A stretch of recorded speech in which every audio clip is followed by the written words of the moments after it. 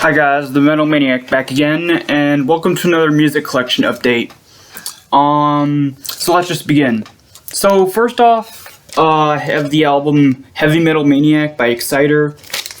This is a band I just discovered recently, and they're pretty new to me, so I'm interested to check this band out. I've already listened to this album, and I'm planning to do a review of it quite soon. But I haven't listened to anything else by them yet. But yeah, really, really awesome. All right. Next up is the album Extreme Hatred by Hypnosia. Sort of a not so well known band. I don't think the band's active anymore. And at least as I recall, I think they're a Swedish band actually. They only ever released this one album and I think an EP. But yeah, really underrated band. Also, look at this artwork. That is amazing. I don't know if you could really see it well on camera, but yeah, the artwork is awesome. Anyway.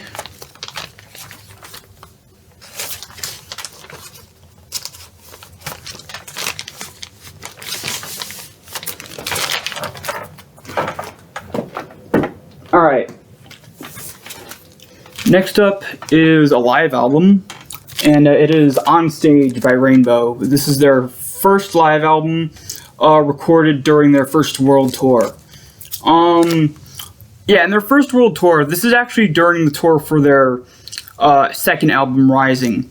Because for whatever reason, the original incarnation of the band that put out their first album never toured. I think the band, or at least that version of the band, besides Richie Blackmore and Ronnie James Dio, was kicked out, and they brought in new people. So that might be the reason why they never toured for their first album. But even though this is definitely is technically their first world tour, it's for their second album instead of their first, which is again kind of odd. But yeah. Oh, and this is an original 1977 pressing. Also, it's kind of odd that this is the world tour for their second album, but Stargazer isn't on here, which is, again, very odd, considering that is their most popular song. Well, I mean, that's their most popular song besides, I don't know, Man on the Silver Mountain. Anyway, so there's that. Alright, next up is another live album by the same band. This is Rainbow Long Island 1979 from the Down to Earth tour. This era of Rainbow is pretty underrated. I love the Graham Bonnet era, with that one album, and then a couple. Even though they only had one studio album during that time, they had a couple live albums from that time. So there's a lot more live material than there is studio material. This one, I believe, actually only came out recently, if I'm not mistaken. So this is released in 2015, but I guess up until that point, this was not released.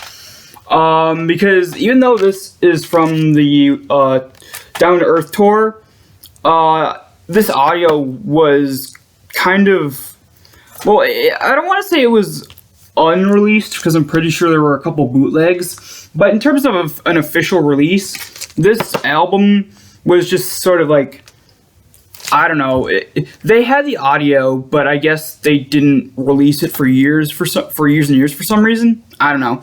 But yeah, this is previously unreleased. Pretty interesting live album from a very underrated era of this band. Alright.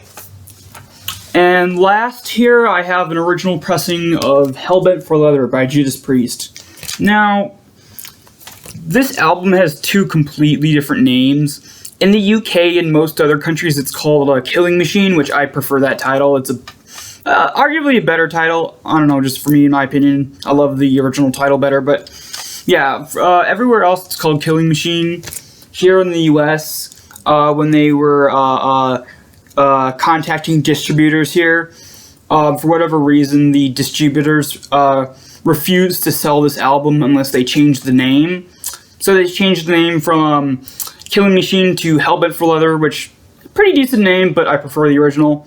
And actually, recently, within the last, I guess, 2-3 years, I think, they actually have re-released this album here in the US with the original title, which I still need to get. I still need to get that version. The original Killing Machine version, the original UK version, is actually pretty expensive, so I'm probably just gonna get that the re-released version that came out recently. Yeah, very underrated album. And I say underrated because I know it's iconic, but compared to most of their other 70s stuff, this is one of the few that gets kind of overlooked, I guess. I guess I'd describe this as their 70s equivalent of British Steel, if that makes any sense. It's a little bit more commercial, but it still has that rawness of, you know, traditional heavy metal. But yeah. Alright, so that's about it for this video. Hope you guys enjoyed, and I will see you all next time.